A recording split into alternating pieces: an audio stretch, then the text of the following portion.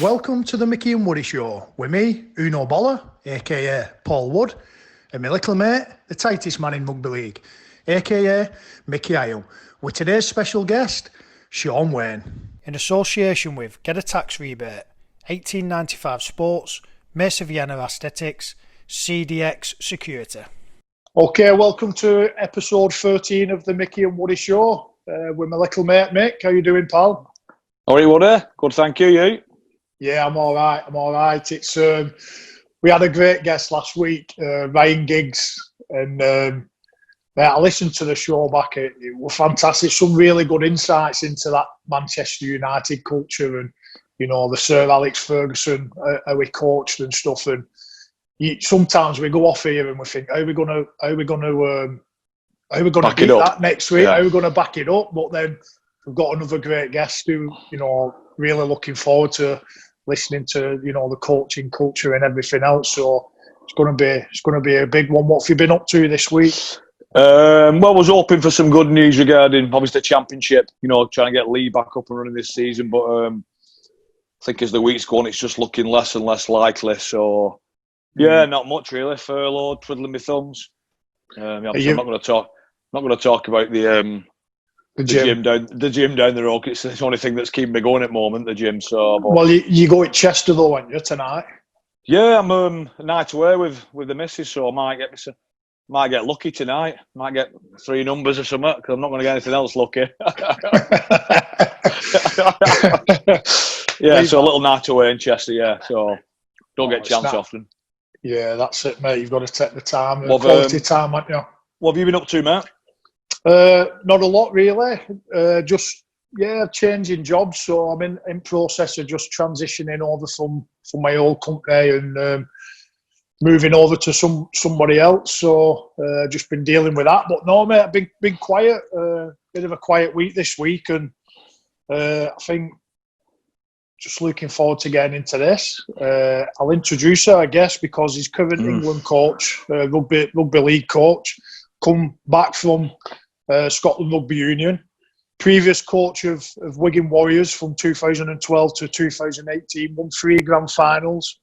He's a former, this is what a lot of people I think forget, is that he's a former Wigan Rugby player, he's a former Great Britain player, he's won at the time, the Premiership, which is now classed as the grand final. He's won the World Club Challenge, so he's basically achieved everything from a player to a coach.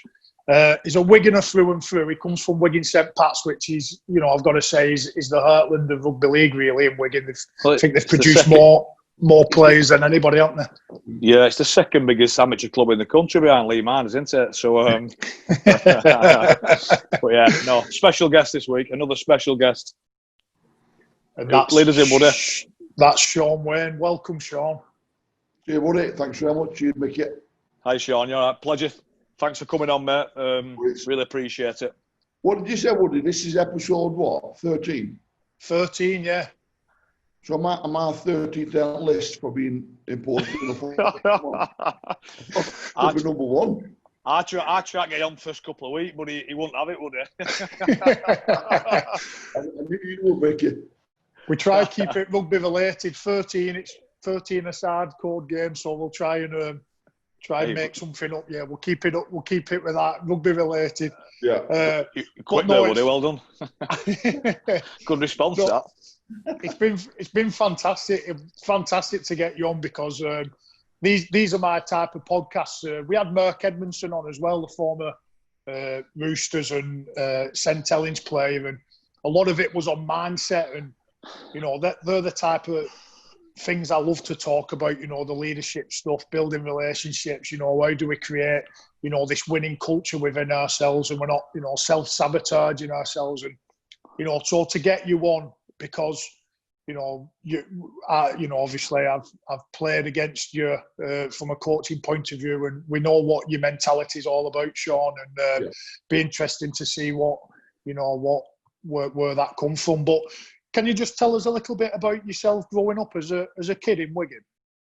Yeah, I was brought up on an estate in Wigan, mate. Bushley Hall, you'll know it well, and Micky probably knows it. And right near the ground, and a tough upbringing. I was one of 6 kids. There was 5 lads and a girl, and my dad was a big man, a big aggressive fellow, and he brought us up.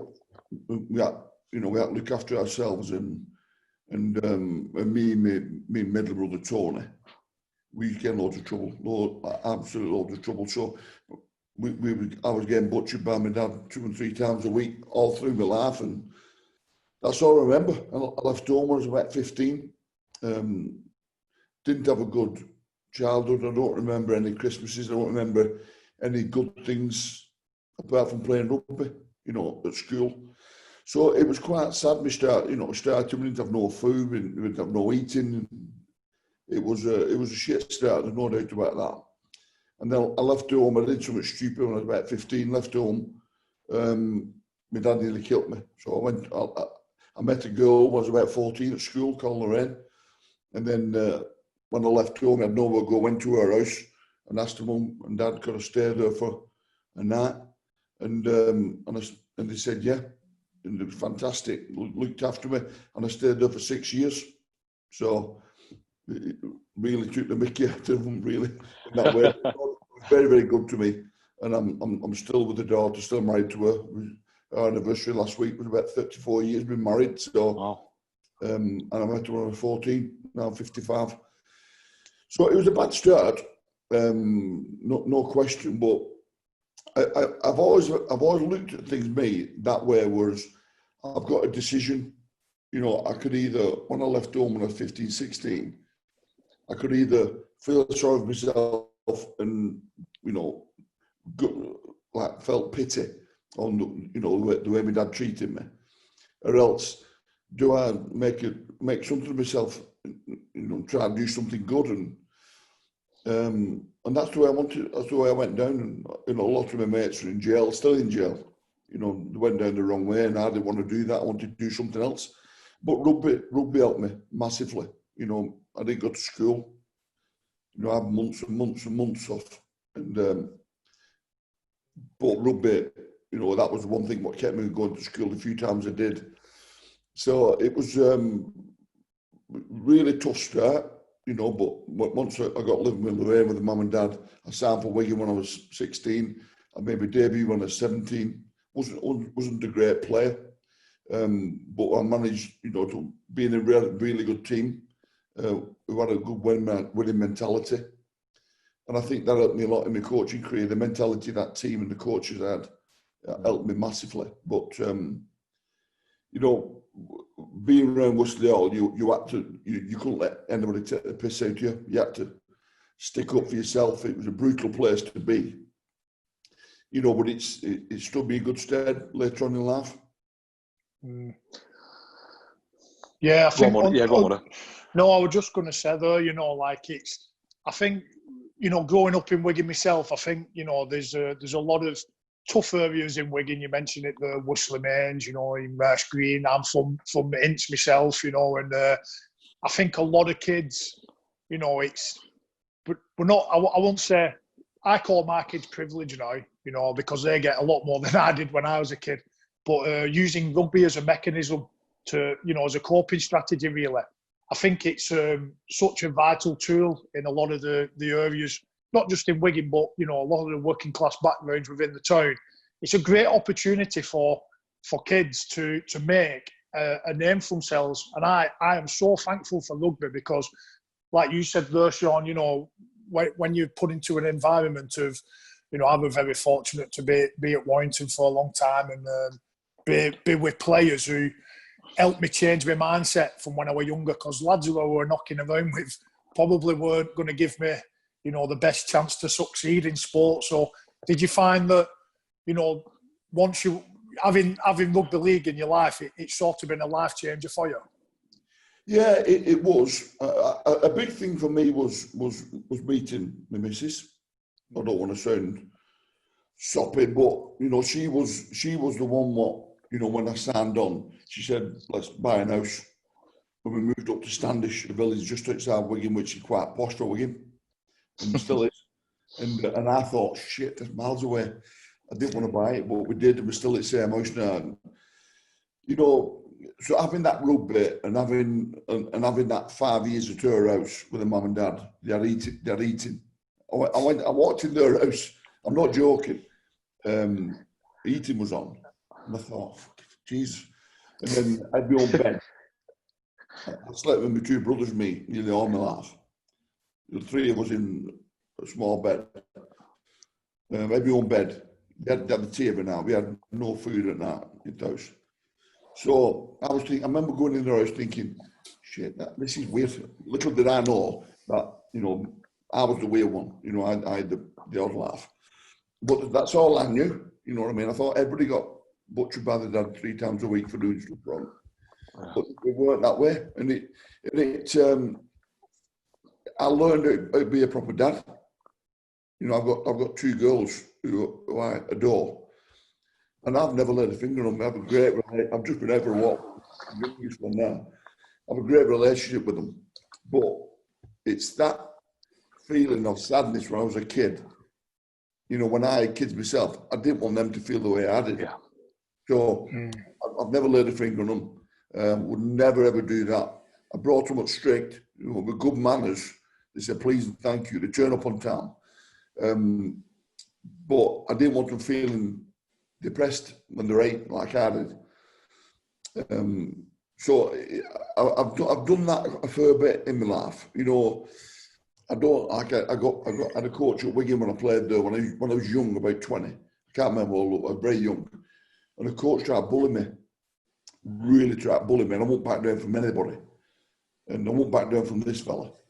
And then I thought to myself, if ever I coach, which I never thought I was going to do, but if I ever do, I'm never going to make a player feel the way I feel now with you. And it does. It has helped me. So I've done a lot of the opposite, you know, to how I felt. I didn't want my kids to feel the way I felt as a kid. And do you know what? I can really see that in your coaching, and like when we speak to players that, you know, so you coach at Wigan, they see, a lot of them do see you as like a father figure, Shaun, don't they? I know, you know, I don't see Micky Mac much now, but Micky was always one that, you know, he couldn't speak very highly. I know you like Micky as well, and I think it's a special trait to have. And do you think, well, I think you've answered the question, but your previous experiences as a kid growing up and your early playing career, you certainly obviously transferred that to your coaching, because you're more than just a coach, aren't you? You know, I think. Yeah, the thing about that, Micky, is I'm not trying to be a smart ass here, but it's genuine, it's honest. Yeah. You know what I mean? Yeah. I do want lockers to have a good laugh. You know. Yeah. I was involved in club when you was there, Micky, and I genuinely want you to kick on and, you know, have a good laugh. Even though I've directly coached at that top level. No. Micky, another one, you know, I saw a lot of myself in him. You know, he had a similar upbringing to me. So I'll always have that special relationship with him. But at the end of the day, I had to let him go. Probably the hardest thing I've ever had to do in my life is my mate. Yeah. The right thing was to let him go. And so I didn't set out, when I started coaching, I didn't set out to, right, I'm gonna show the players a care, and I'm gonna give them loads of feedback. I didn't set out that way. I just wanted to feel comfortable. I was very, very comfortable saying to you, Micky, I'll show you clips. I don't like what you're doing. I like this, what you're doing, and do more of this, and going out to the field and working with you. And then sometimes I'd have to drop you, and then go for a coffee with you, my mates again, you know. So it's work and it's friends, and I found that very, very easy. I never set out to be a certain coach, but I do want my players to have a good laugh, you know, because when I finished playing, it was tough. You know, I had to pack in early. I've had 20 operations on my knee, and my knee's knackered, and I had to start working, you know, and it was tough that early period. We had kids then, young kids. So I didn't want them players going through what I went through when I first started packing Micky, and you know what it's like. It's not easy. It's not easy. And I'm the world's most positive person. You know, I always found a good way to think about it, but it was tough. You know, being in my house on a Tuesday night, I've not been there for 20 years. I've been out training, and So it was without a shadow of a doubt tough, but I didn't want my players feeling that way. So that's why I was very strict on college learning. You know, going to the house when I'm going home from work at 8 o'clock at night after I finished the day's coaching. If I sensed that something wasn't right with the behaviour of a player, I'd just call for a brew unannounced, and I'm sure the players found it a bit weird, but do you know what? I know you say weird, but I think it's brilliant. Honestly, I do. It just gives them that reassurance, doesn't it? So listen, you know, away from rugby, you're always there for them, and and like I say, I think you're doing that. You're not doing it to get your stripes or brownie points. You're doing it because you genuinely care, don't you? Yeah, absolutely. Yeah, it's massive. Funnily enough, I saw a quote today, and it said, "If you want to be a leader, you've got to show the people that you care." And I think, you know, you've just you epitomise that there, Shaun, because you know, Micky said it. You know, we talk to players, and you know, players are always asking, "What's such a coach like? What's he like?" And I've done it before. Spoke to Wigan players, and I said, "What's Wane like?" And they said, "He's absolutely ruthless. You know, he hammers you. He wants to get the best out of you, but he's a great bloke." And I think one thing that people will always say is that when Shaun Wane is the coach, the players give 110% for him. They'll run through a brick wall for him. And I think that's why a lot of people are really, really happy that you've got the England job, because I think that's what we sort of, as rugby league people, have always said that, haven't we? We need an England coach who can just get the best out of the talent that we've got in the country. Yeah, and that's the big one. I appreciate them remarks, and yeah, I mean, being England coach is a dream. And to be honest with you, if I'm being brutally honest, I should never have played for Wigan. I was that far off. You know, I've never ever told people ever in my life what went on when I was younger, the detail. But I was that far off playing for Wigan. It's untrue. You know. In what respect, Shaun? Well, yeah, I was doing some bad things. When I was 14, I was getting picked up me middle of the night, going fighting with blokes, and I did some terrible things. I was in some bad trouble. I should never play for Wigan, but through different things, when I ended up coming out to Worsley Hall, different things happened. I ended up playing for Wigan, so nobody ever said to me, "You can't do it. It's impossible." So I'm saying to Ralph, I want to win this year's 2021 World Cup, but I want us to be the only England team that's done it for 3 times. Not trying, you know, do something which is people think it's impossible. You know, I should never have coached at Wigan, you know, because I was that far away. But it's just I've just persevered and stuck at it and tried to do it my way, and it's worked. You know, so that idea of you can't do it, it's impossible, I think it's bullshit. And I've, you know, and I say the same to anybody in any industry, no matter what area you work in, construction, whatever your job is, if you want it bad enough, you'll find a way. Just going on to, you know, you played in a successful Wigan team. What was it like as a culture then when you went into Wigan in the 80s and the 90s? What sort of people was you hanging around with, and what experience did you take from that group of players into your coaching? Do you know, they had, I'll tell you a quick story which will tell you everything. At Wigan, training was brutal. So us as players were absolutely smashing knowledge of each other. They had so many players, you know, like Shaun Edwards, Andy Platt, and Joe Larden, Big Bell, he won forever, Ellery Elney, Andy Goodwin.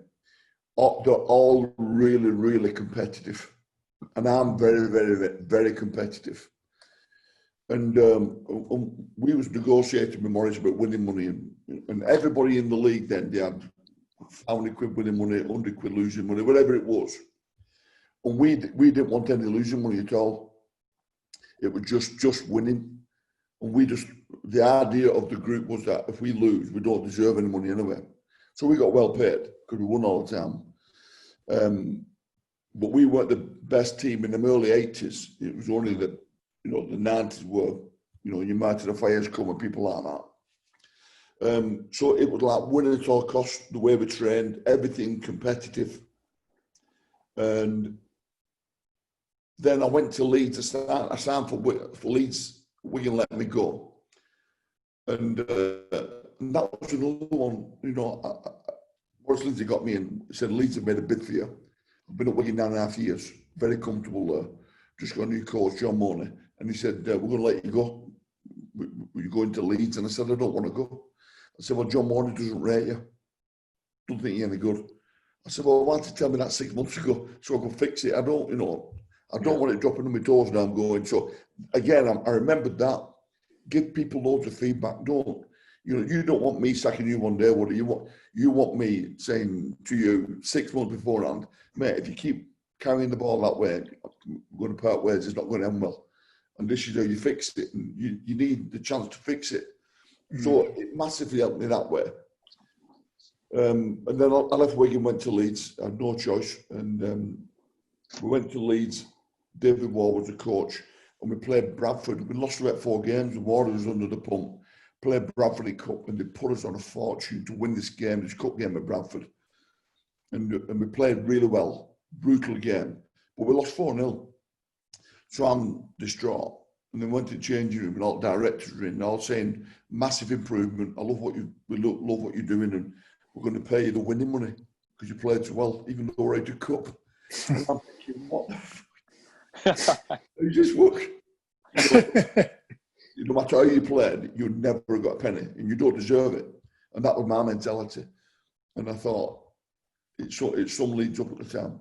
We got the winning bonus for playing okay, which has always been the alien to me. It never.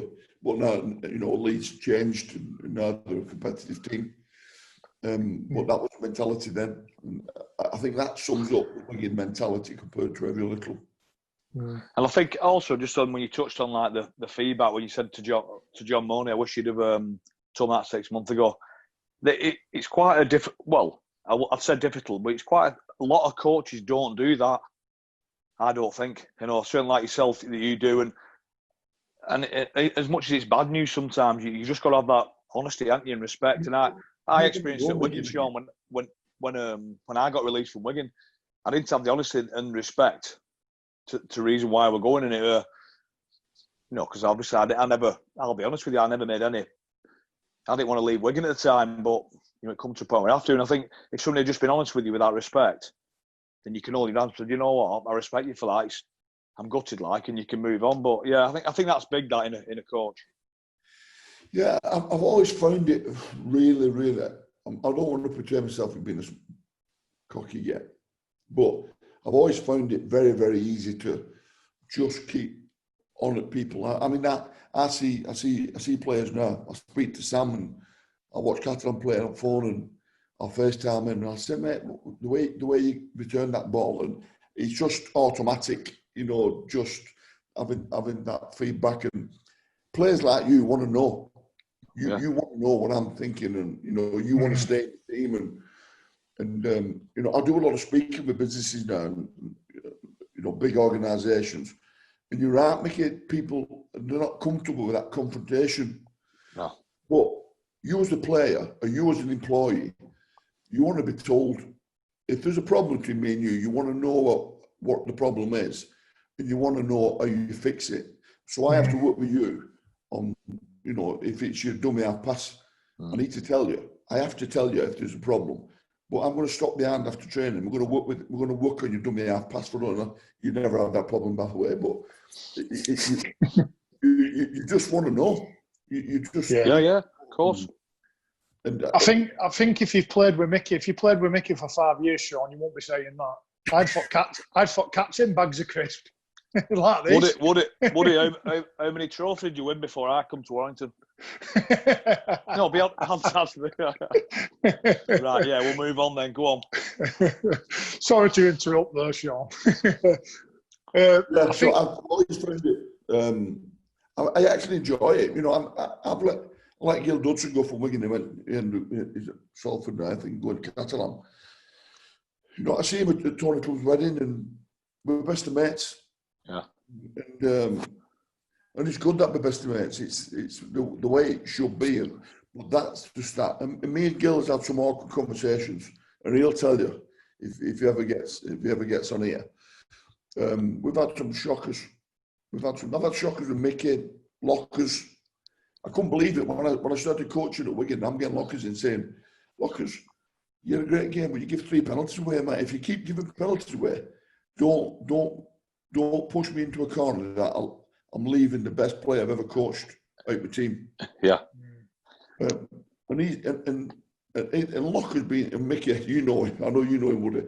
Locker's being the way he is, he'd start looking at other things, what I've missed as a coach, and say, "Yeah, I shouldn't have done that, I'm not tight enough," or whatever. He'd start finding other faults with his own game. And I'm thinking, I know now why you're a champion. Yeah. You know, you're just very hard on yourself. You can take it off anybody. And people like him, they want to get better. They want you critiquing the game and going through everything and being strict with them. I think the guys there, the guys who want longevity in the sport and they want to try and succeed and push themselves as much as they can. Yeah. I think you can have those conversations with them. I think, when you have those honest conversations, we've all come across players where the coach has been honest with them and said, "Look, I don't think this is good enough, but this is how we can improve it." And they've come out of that office and all they've done is they've been that negative person. "Oh, this guy giving me shit about this and it. But what about this player?" They pass it on. And I think you can recognise then who you want to keep and who you can't keep, don't you? Do you get a lot of feedback from that? Oh, yeah. Yeah, absolutely. I've had them meetings. It's not always been great at Wigan. I've had them awkward meetings where somebody will fold their arms and, "What about Jim?" And I can be a very different person. I can fire up at things like that. I don't like that. And I need that player, that young lad, to know that that's not the way to behave. So I have a different side to me. And it has been said to me a few times, not lots, not many times, but a few times, and I've had the old arm folded and mentioned to the players, and I've lost it. I don't like that. And he gets told straight between the eyes that, yeah, if he ever mentions that word to me, if he talks like that to me again, he's gone. He's I'll sack him on the spot that day. And then he all of a sudden it clicks in. Christ, he genuinely means that, and there's a reason why he's been so harsh with me on that, and they've changed a bit. The players what's not changed, would they? And I've got rid of them. I won't put up with that. I don't like it. They'll blame us. Instead of looking in the mirror, they're looking at other people and why is he picking on me? And I can't handle that. I want to get. I think from a personal point of view, I say I weren't good enough to do that, to blame other people. I had to concentrate on myself if I wanted to, play the game. I openly admit myself, I weren't the most skillful player. I'll just give 100% for my coach, and do that thing. I don't think there's not many people who can sit there and point fingers at everybody else, in this game. And I think, for me, 2 words about rugby league, it's accountability and honesty. If you've not got those 2 traits in rugby, you're not going to last, because it's such a tough environment to be in. And you have just got to hold your hands. Well, I'm saying in rugby, I was just thinking life in general. You've talked about other industries, construction, or, whether you're a barber or whatever you do. If you've not got accountability and honesty, I think you're going to struggle. Yeah, absolutely. I agree with that. And it's sadly missing. And I see it I do see it in our younger generation a bit. I do. Yeah. I don't like it.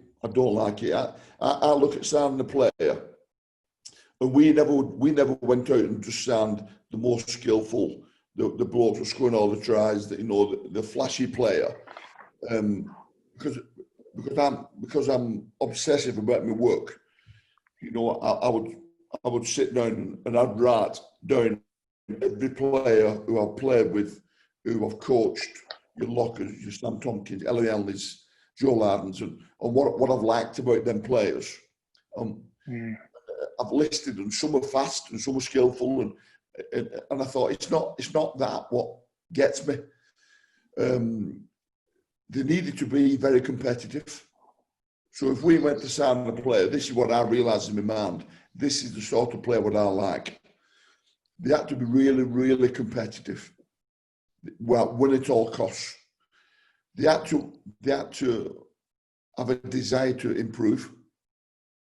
So if I spoke to a player about signing a player and I'd always ask them, what do you think you need to get better at? And so a few times it's been said, no, I'm happy with how I'm playing. As soon as you say that, I'm closing my book and I'm off. And Rads knows that's the end. Yeah. But they have to want to improve.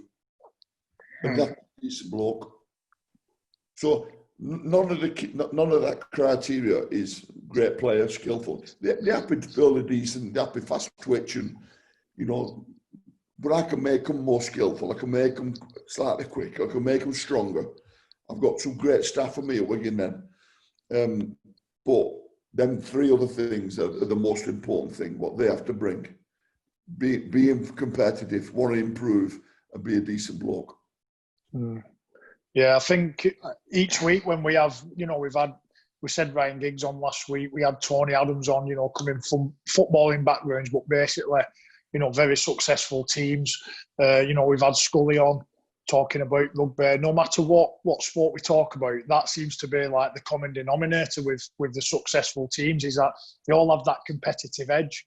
They have like a nucleus of players who just keep pushing them and pushing them. We can, when we look at our careers, Micky, I think we'd probably say, having Adrian Morley in there is like absolutely fantastic to have his type of calibre, the winning mentality of him. Mick Monaghan, them types of players, it just really, galvanises that team to have that, winning mentality. Although I'm saying that, Shaun did one on us, didn't he, with the grand final in 2013, which still our biggest disappointment in our career, Micky, isn't it? Yeah, it is. It is, and like I say, I think that says us, certainly me as a person. That still hurts me every day, every not every day, but certainly. I think I have waves. Like thinking about it, I think I can't believe we lost that one. And like when the snippets come on TV, like the short Super League clips, because rugby's not on it. You watch it, it's like, oh God. But and that's going back to yourself, Shaun. I think I don't know. It's for me. It's what you made. It made you Wigan. You at Wigan. That slightly. You had the edge on teams when at that time of year. For me, you got something out of them boys. I don't know whether that's just you again. They know it's business end, and they want to live and they want to fight for you, and they want to die for you. I don't know what did you change anything coming leading to the back end of the season, or was it just from the start of the season leading all the way through? No, we didn't change anything, Micky. We wrestled. I used to hear, like if I let a player go on loan or let a player go and I speak to him, I'd always be into him. You've gone to Salford, and what they're doing at Salford, trying to pinch things and make us better. And then, what clubs would do would they might not wrestle at the back end of the season, because it's very hard wrestling, isn't it? We wrestle grand final week, so nothing changed. We were very consistent in what we did. And if the players come in morning saying, we're a bit sore and we're training hard. I would listen a bit towards the back end, to fill the well-beings in. But we didn't change much. We're very consistent. But I remember that 13 final, and you had a big bench, didn't you? You had big middles, big bench, and you had Gaz Carvel and Mosen. Yeah. And I got my analyst to look at the stats, and I always made every game into 4 quarters. And I looked at the points you scored in that second quarter, then big men come off the bench, and you were scoring 20-odd points, 24 points a game. You're blowing teams away, when you? Do you remember? You won't remember. You was killing teams, and you was on fire when you make it. And so I just thought, I've got Sam Tompkins, I've got Locker, I've got some great players in my team. I knew what I wanted to get out of it, but I just showed the 4 quarters and how many points you scored in 10 games on average. And I said, what do you think when you look at that? And, Locker stands up and he said, well, we need to defend up. That second quarter, we need to defend. The big men come on. We need to really, really be tough and strong. how many players do we need to throw at them in the half, and we had all them sort of stats. And then, so I said to the players, if we're within 6 points of Warrington at half time, we'll get them. You know, because we're fitter. They've shot the load in that second quarter, and we had loads of technical things on each individual player, but that was the gist of it. And then and all of a sudden, you blew us away. You were 16 points up. I know. We was really soft, and Benny butchered us. And but you know what? That second quarter near the end, though, you hung in there, didn't you? You scored your score at half time, and then again, like, what was your talk at half time in that? Because you scored right at half time, and I would. It was a soft try from our part. It was, wasn't it? It was a soft try, but we'd only thrown 2 or 3 players. We made a line break and we scored a try. I think we had a stat and we needed to throw 15 players at you. So I'm pissed off at half time. If I'm honest with you, I'm pissed off. I thought we'd been soft. Even though I said to them we're within 6 points, it's 16-4. But I just sensed it in my gut. We've been soft here. I'm going to get stuck into them. Anyway, I'm going down, and yesterday said, mate, I think we're gone here. We're gone. I said, what are you on about? We're walking outside the field at Old Trafford. He said, I think we're gone. I said, yesterday. I'll not tell you what I said. If he's thinking that, I walked in, and I'll tell you the gospel truth here. You can ask any players this. I walked in, sat down, calm, and I said, listen, what did we say? Tell me what we said. Blake Green had brought an ice hockey on, and he said, well, we said we needed toughen up in that second half, defend tough when the big men come on. How many players should we throw out in 15? How many did we throw? 2. Yeah, and we scored 1 try. We weren't really physical with them, 16 points. So we're fitter than them. We'll go out, defend better, throw more players, all that sort of stuff. So he was very, very calm and just remind us of game plan, stick to it, don't panic. And then the day after we all out to the drink on Bad Monday, and Blake Green come to me and he said, we sat there in the changing room and we thought we're going to get fucking butchered. Yeah. And Blake Green said, you come in nice and calm and just remind us. And all players are going, oh yeah, we did say that. And they forgot. You're pumping at your chest as a player. And they just forgot. So they went out. I don't think he scored. I don't want to rub it in, Micky, but he didn't. Nobody didn't score a point in the second half, no. Yeah. I think it was a great Warrington team, that. That was fantastic. You look at them walking out of tunnel, and there's some talent in that Warrington team. I'd have put it down to the injuries we got in the game that we didn't win. But no, it was a classic game of 2 halves, wasn't it? And I think your fitness come through at the end. It totally did. When I come back on, I could feel the momentum. You were on a roll, and so tough. And you know what, Micky, that's not me. That what Ian and Rad's enabled to me have at Wigan was good staff. You know, Mark Bitcon, he's unbelievable fitness man. And I had good people with me, really good people working with me, and that made my job miles easier. Yeah, go on. Sorry, what? No. I was just going to say there, Micky. You know, I always say it when it comes to getting the teams to the grand finals and winning things. It's a big combination of things: players, coaches. But you've even got to have that kit man who's doing the right job. You've got to have the physio, the fitness staff. It's all got to click together. Going back to that 13 grand final, me, Micky, and Chris Hill were the starting front row, and we sort of made a pact where, Luke, look at our bench, Gaz Carvell, Adrian Morley, Mick Monaghan, Mike Cooper. If we can get our team in front here, we'll win this game. And we got us 16 points in front, we come off. I'm not saying that's why we lost, because we. Yeah, no, you are. You're right.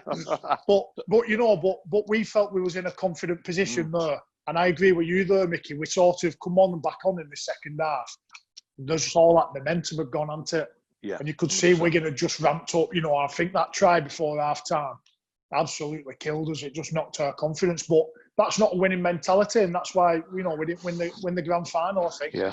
At Get a Tax Rebate, we make it easy for you or your business to claim back thousands of pounds in tax. Most people, like Jane and Philip, don't realise that they are owed money from HMRC, so they never claim. All you need to do is fill out a simple form on our website and we'll do the rest. It's that simple. We've also helped business owners claim back millions of pounds in research and development R&D tax credits. So if you're working in a business or own one, contact us today to see if we can help you claim back tax and improve your cash flow. Get a tax rebate, your tax refund concierge.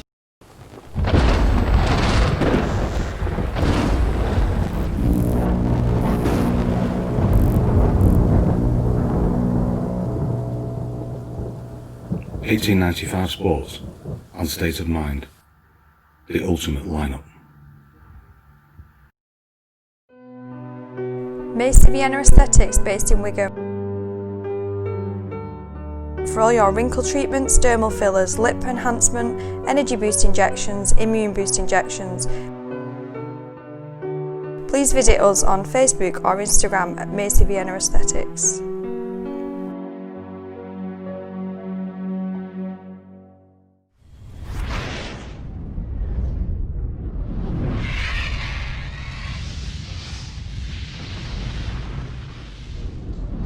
CDX Security, proudly supporting rugby league.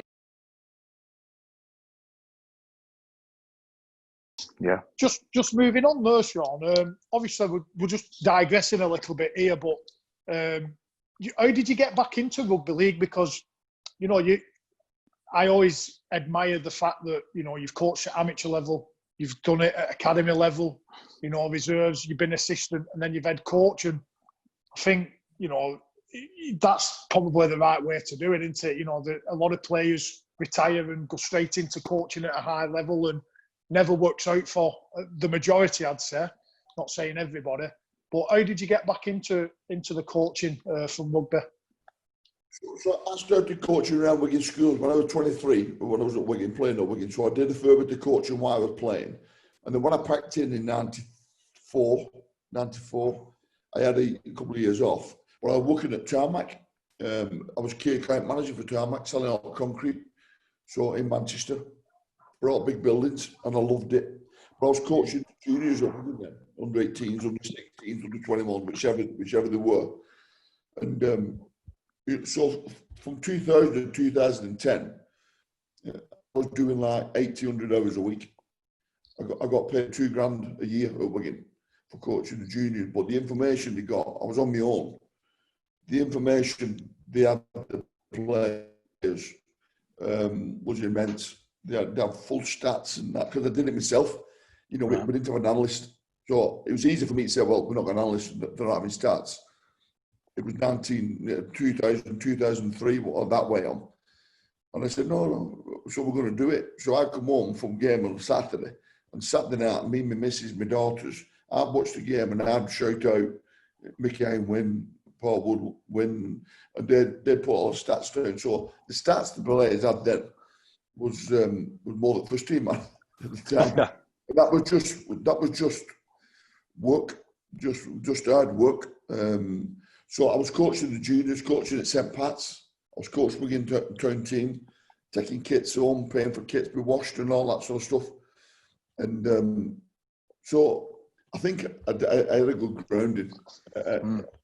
Really good grounding in coaching amateurs and schoolboys and under 17s, and a real good basic grounding in coaching, which I loved. And then in 2010, I got the chance to be assistant at Wigan. Sorry, Micky, go on, mate. Yeah. So 2010, obviously under Michael Maguire, you kind of, I think you realise, I think Wigan really changed then, because when I played at Wigan, probably like from 2006, 2008, 9, it was a bit of a transition time for Wigan, really. Where a lot of players injured, players had moved, from the early 2000s, a lot of players had moved on. It was a transition. I really think yourself and Maguire you made Wigan that, I don't know, a strong team again, and you kind of kicked on from there. It was a bit of a nice purple patch, wasn't it? Yeah, he was a good bloke, but he'd always get on me, imagine. I wasn't a good assistant. staff assistant, coach. I had strong opinions. So we'd sit in the office and get players in like Jeff Lima in and I'd hammer Jeff about stuff. Just harsh. I didn't like stuff he did. And then he'd go morning to Madge and Madge would hammer him. So you normally have a good cop, bad cop, and they didn't. They had two head coaches really. And I learned a lot off Madge, and he learned stuff off me. No question. But it was a good relationship. I speak to him every week now. He's coach at West Tigers, and the thing about me joining Wigan at the time, I had a good job at Tarmac then, and I got offered a job in 2010 to be assistant, and I lost 2/3 of my salary. Can you imagine that? So I come home to my missus, we had a mortgage then, and I said to her, listen, I've been offered a job at Wigan, I'm assistant to Mike Maguire, but I'm losing 2/3 of my salary. And she said, go for it. You will get a coach job one day. I said, I think I will. And, and it was tough. You imagine that, 2/3 of your salary gone. And, she was on. She back. Yeah, she back. Yeah, it's good that. Yeah, me, and I took it on, and 2 years later I got the head coach job, which paid off. But I had a good learning curve in Madge. He learned a lot off me. But from a player point of view, they had nowhere to turn. It was just learn, perform. He brought a lot of things in, like block structure and leads and all that sort of stuff. But people were doing it, but not to the level of detail what he brought. Hopefully, when he left in 2011, we took it on to a different level, with the way we played. Obviously, it was a big gamble there to take that job. Obviously, you've backed yourself basically, but I know that you had a lot of success in every single team you've coached. You've took teams to a grand final. When you was with the academy, you was with the reserves. You took every single team to the academy level. So was there any doubt there that you won't get that you get the coach's job, or did you back yourself to the hilt? Yeah, do you know? I'm going to be brutally honest. I knew I could do it. I knew I could coach. I knew I could make a difference. I absolutely 100% knew I could make a difference, because I knew my methods I had with young kids, with 17, 19, feedback, honesty, make sure they got good manners and all that sort of thing. Even though it's, you deal with people like Micky and Lockers and, it's still the same principles. I still talk to Lockers about having good manners and stuff like that. He's married with kids, Lockers, and, it's nothing really changed. I knew the level of detail, what I did with our 18, it would work with first grade, but I weren't sure I was going to get it. I wasn't sure. I wasn't sure that Ian was going to let Michael Maguire go and I was going to get it. I was hoping I would. But I think the players, when Madge was going, players were into Ian and Rads was into Ian about making sure I got the job. Well, that was frustrating for me, that. The fact that players were pushing you for the job? No. I knew years before. Oh, right, sorry. I didn't want to be cocky, but I knew I could bring something. Really frustrated. I was doing good with juniors, and Ian Millwall was the only one, and he had a tough time at Wigan. And Ian Millwall got me in, and game day, you come and watch games with me. Tell me what you see, and I'm talking to him about players, and your middles they're not tough enough. And at half time, he delivered that, but he was the only coach what did, and I find that really frustrating, because I'm not bothering me. I'll listen to my father. My father-in-law's 80 odd. If it helps us win, I'll listen to information from anybody. I don't give a shit who it's from. If it helps us win on a Friday night, I'm not bothered. My missus said things to me. Every now and again, she come up with a blinder. And I'll listen to anybody. I don't have that closed mindset that I know it all. You know, we're showing videos of footage to players, and I'm showing game plans, which I'm sure is going to beat Warrington on next Friday. And if Lockers, Tommy Lulu, I want to change something, and I agree with it, I'd say, yeah, change it, no problem. I get it. There's times I actually changed when I didn't really believe it, when it didn't really matter that much. I thought, I like the fact that they're speaking, so we'd change it on the run. So yeah, I've got too many. I wasn't that good. I was nowhere near good as Lockers and Tommy Lulu. So why would I not listen to him? If it helped us win, I don't give a toss where it comes from. I think, you know, being a Wigan lad and living in Wigan and you know what, everything what's happening sort of with results-wise to Wigan Rugby, I think it was a no-brainer really that I think it would have been diabolical if you didn't get the Wigan job for everything that you've achieved and, you know, the path that you've come into. But what was the reason for leaving? Because, you know, you left Wigan when sort of you're still successful. It seemed premature at the time, and is there a reason for that? I've been there a long time. I've been there a long time.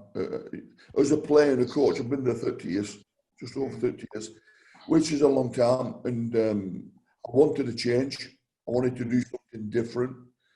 I think one day down in further years, I'll end up back at another club after international, I think. But I just felt like I've been there a long time, and I've achieved a fair bit, and it wasn't easy. It wasn't an easy job to coach your hometown. You know, Micky's a Lather, you're a Wiganer. To be involved with your hometown club is tough. When things are going really well, it's fantastic. When things are not, it's shit. Yeah. And so to do that for, as I coached in 2011, I left whenever I left.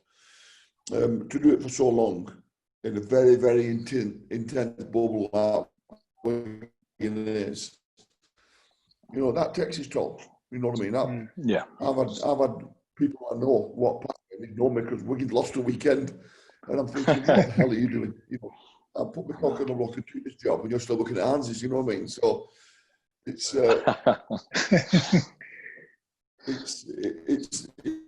it's an enjoyable job. I never regretted 1 minute of it. But we had a spell. 1 year we played Warrington. I can't remember what year it was, but we had some injuries. It wasn't 2013, another year. And we had some unbelievably bad injuries. And we had like 10 weeks with 10 of my first grade players out. And I was getting hammered. And I couldn't do nothing about it. We had cancelled training. I bet in your careers you've never had to cancel training, ever. At professional level.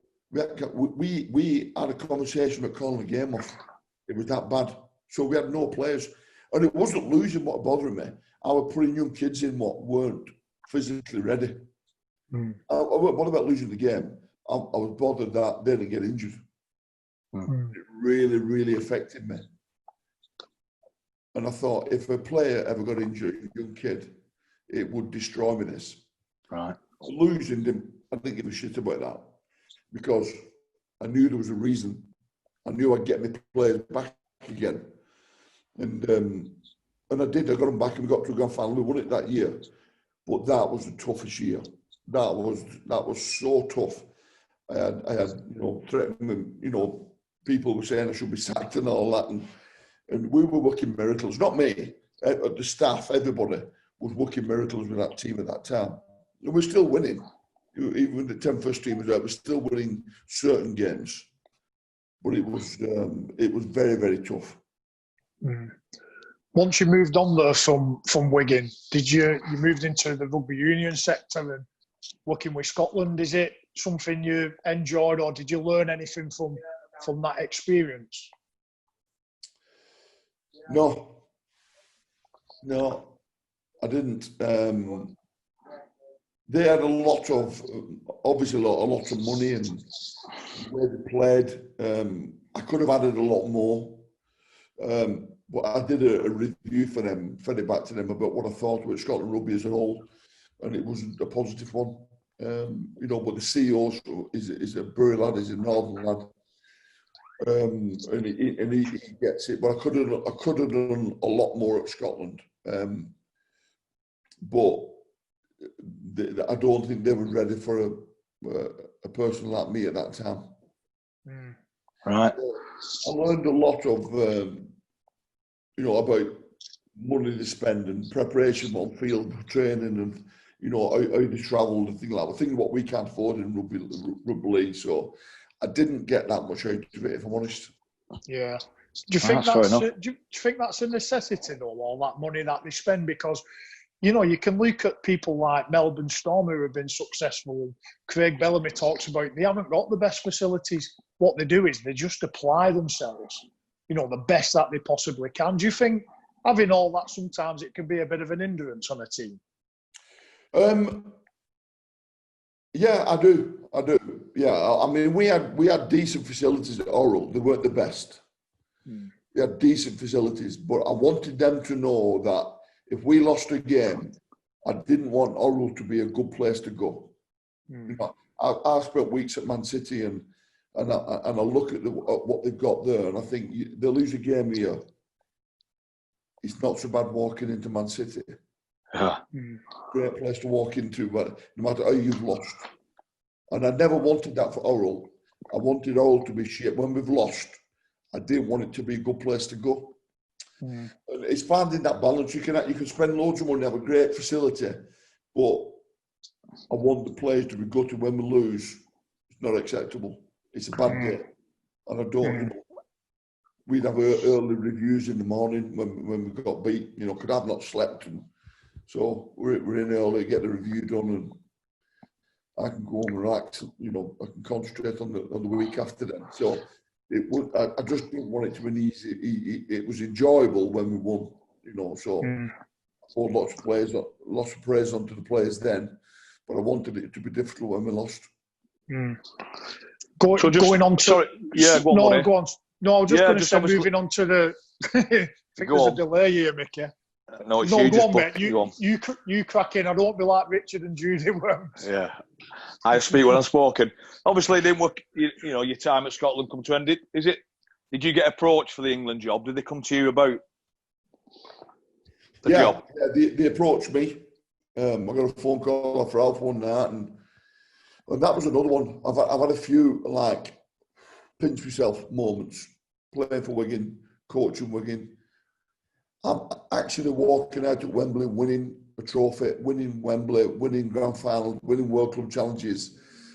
I know I've been very, very lucky, and but I'm I'm a proud Wiganer, me, proud Englishman, and to get that job, that phone call of Ralph, when I saw his name flash up, I knew what it was, and I went to London the day after and met them, and it happened very, very quickly. But I remember, I'm not a very emotional person that way, but I remember when I got the job, me and my missus went out for a drink, and I remember saying to her, I'm an England coach. I could, like 50-year-old, I'm coaching the country. How good's that? You know, then we got wasted. Dead right. So rightly so. So what little things are you gonna aim to change to make England, for me, take them to that next step? Hey, Micky, you'll understand what I'm going to set in. I've come in to England, and Ralph has given me everything I need. I've got support from every Super League head coach, every CEO, every owner. They've been absolutely miles better than what I ever expected. I can't tell you. I've not got time for me to go into detail to tell you how it's been. But let me tell you, I've had that many messages, genuine phone calls of coaches, CEOs, owners, anything you want. We need you to win the World Cup. And it's been fantastic. Ralph, the RFL, has given me everything. Got me, give me the staff I wanted, If we don't win the World Cup, it's down to me, nobody else. And I accept that, and I'm excited by it. It makes me work harder. But when I look to what they've got this system, this English beat, and it's a booklet of how to play, but they've got that much detail in it. And, you know, but we don't get the players that much. Yeah. You know, so we get the players less, and we're giving them more to think about. Well, I've just tasked me, Paul Wellington, Andy Last, Paul Sculthorpe, Paul Anderson. I've said, watch games, and I want us all to come up with the key things. Absolutely. I don't want 12. I want 2. Tell me the key thing, what winners game, what win grand finals, win World Club challenges, win World Cup finals. And we come up with these 5 points. Winning the floor, you know them all. Winning the floor, offensively, defensively, 2 points, all them sort of things. So we've made it ultra simple. Give it to the England players. This is what I want to see when you're playing for Super League teams. So running hard, winning the floor, 2 points of attack, all that sort of stuff. And we just made it so simple but effective. And these are the things what win your big games without a shadow of a doubt. Yeah. That's what I'm delivering to the England players now. So hopefully, when we get the chance to get together and get to know the way I work, they'll understand that it's hard to get into the England team. But in one way, if you're that way inclined and you're competitive and you work hard and you're fit and you're strong, it's easy to get in the England team. And that's where I want it to be. Brilliant. Are you going to sort of go down, being as patriotic as you are, you know, Shaun? Are you going to look at players that have served the time over here, or are you going to look at the NRL lads that have, you know, they've got English passports, but they've, you know, paved the way through the NRL? Which route do you want to go down it? As long as they're English, as long as they speak English and they're English and they're proud and they show desire to play for England. And I'm very different. I'm not the same as past coaches, you know, the past few coaches for England. I'm very, very different. It's not easy to play, you know, it's not easy that way to stick in that England team, because you don't have to play a certain way, but you have to behave a certain way off the field. So I am quite strict that way. So I need the players to understand what I'm about, and I want you to behave, and I need to tell the players what I expect, and I won't have it any other way. And some players might not like it. They might think, I can't be honest with this. So we might lose players. I'm not bothered. I am genuinely not bothered. I don't want to sound like arrogant that way, but I'm genuinely not bothered. I just want players what can behave like an England player. Yeah. Win at all costs, train, how you behave in camp, in hotels. I want them to behave a certain way. And if they do, then we're going to win a World Cup final together. Yeah. Well, I think that's a perfect way for thinking about wrapping up. I think we will gonna. So I'm sure that with your work ethic and your attitude and players buy into what you're about, I think there's no reason why we can't be world champions in next year. Well, Micky. Yeah, 100%. Got a lot from that, especially sort of having the empathy for your players. And I think one thing what really stood out for me from that is that how you sort of self-reflect, and you've learned a lot from your experience, whether that be good or bad. And I think we see that as the players who are coming on and talk about the career and the coaching career. That again, it seems to be a common thread that within those people, that they can have that accountability, they reflect on themselves and they learn lessons. So it's great insight there, Shaun, and we have a lot of respect for you. I know we've come up against you from opposition teams, but it's been great to speak to you, and like I say, with a lot of respect for you. Yeah, I've enjoyed that. Thanks very much, and no, brilliant. Respect for you. Appreciate it. No, thanks. Yeah. I can see why. I know I'm excited when I speak to you about it. I wish I was a good few years younger, because I am. I can see why they play for you, Shaun. You give them that buzz and that feel good. It's been brilliant. Cheers, Micky. I appreciate Cheers, that. Shaun. No, thank you very much. Cheers. Thanks very much, Shaun. It's been appreciated. Thanks, mate. Thanks Brilliant. a lot. Thanks for your time. Cheers. Really Cheers. good. Thank you. Cheers.